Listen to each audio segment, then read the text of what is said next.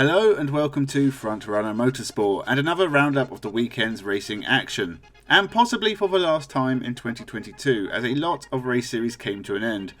We have the World Endurance Championship with 8 hours of Bahrain, World Touring Cars also from Bahrain, World Rallycross from Germany, Nitro Rallycross from Arizona, World Rally Championship from Japan.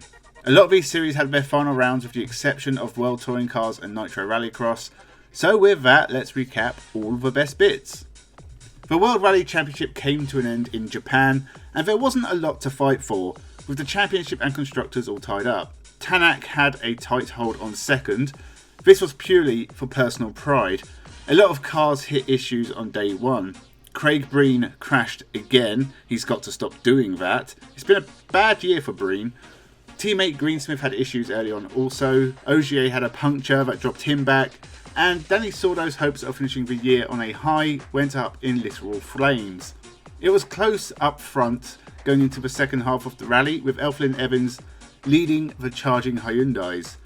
Kalle Rovanperä ran into trouble, ending his chance of points. Elflyn Evans had a wheel issue. That helped Japanese teammate Takamoto Katsuta get on the podium at his home rally. Miles behind the leading Hyundais though, with Neuville beating Tanak with a minute to spare. I can see some big changes coming in 2023. Can Toyota continue their rallying success? The final round of the World Endurance Championship came to us from Bahrain with 8 hours of racing to see out the 2022 season. It was always going to be in Toyota's court, and once again they ran a flawless race to take a 1-2 victory. Alpine couldn't compete and finished third, with the Peugeots running into reliability issues that left them miles off the pace. Hopefully this was the last time Toyota took a 1-2 with ease, and Ferrari, Porsche and Cadillac, as well as Peugeot, can challenge them in 2023. The real excitement was in GT Pro Class. James Collado and Alessandro Pierguidi looked set to take the title until gearbox issues hit them with just an hour and a bit left. They needed their teammate to beat the leading Porsche to win the title, leading to a very tense end to the race for the Ferrari team. The gearbox held on and Guidi and Collado took a third world title together. The number 8 Toyota of Brendan Hartley, Sebastian Buemi and Ryo Hirakawa won the overall title though, but maybe it won't be so easy in 2023. World Rallycross from Germany, and finally we got to see the sexy Lancia take to the grid. It lasted one corner, crashed, and we didn't see it again on day one. Kristoffersson won the heats, although shout out to Clara Anderson for winning one of her heats. The actual races were on day two. Nothing too exciting. We saw more of the Lancia and it looked quick until Chikaric broke the suspension. Johan Kristoffersson dominated in Germany and dominated the championship. Roll on 2023. Now let's talk about a superior rallycross series. The Nitro Rallycross came to us from Phoenix, Arizona, with 2 rounds for the only time this season. Chase Elliott and Austin Cindric joined us from the world of NASCAR, as well as Chris Meek jumping back in also. The racing was as good as always. The first controversial moment was Ollie Bennett getting slammed into the wall by Robin Larson, who has been on a charge of late, but the championship leader was penalised and Bennett was through to the final against Pastrana. Travis Pastrana won the qualifiers and we moved on to Heat 1, and Ollie Bennett, after all his hard work, didn't last long. Kevin Eriksson won the first heat, Pastrana won the second. Backroad finished last in the second semi, which was a shock, but made it out of the LCQ. The final was great. Kevin Eriksson got punted over a jump and managed to survive. Chris Meek was doing brilliantly until he had a power issue after a jump, and that left Travis Pastrana on his own. Day 2 was still to come. Ollie Eriksson won the qualifier after a great fight with Robin Larson in the final.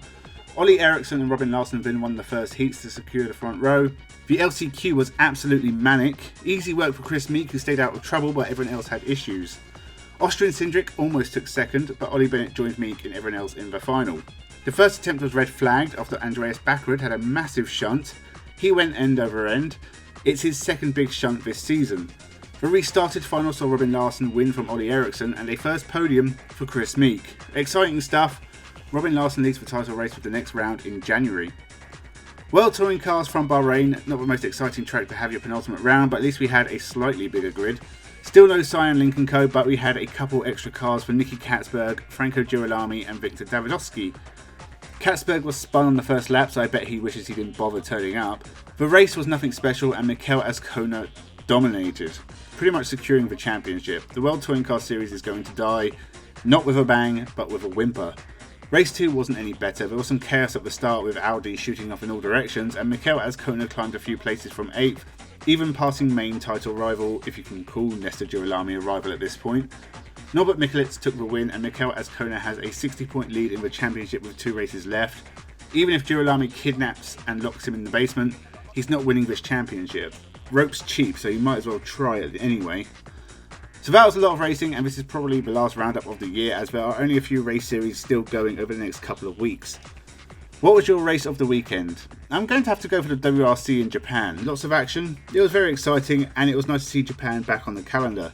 Next weekend we have the final Formula 1 race, which will get its own video, as well as the Formula 2 finale, the end of the World Touring Cars, and all the action from Macau. After that we have the final rounds of Extreme E, Brazil Stock Cars, V8 Supercars, and the Tasman Series. I will of course cover everything of interest, so make sure you subscribe to the channel. Thank you for watching and have a good one.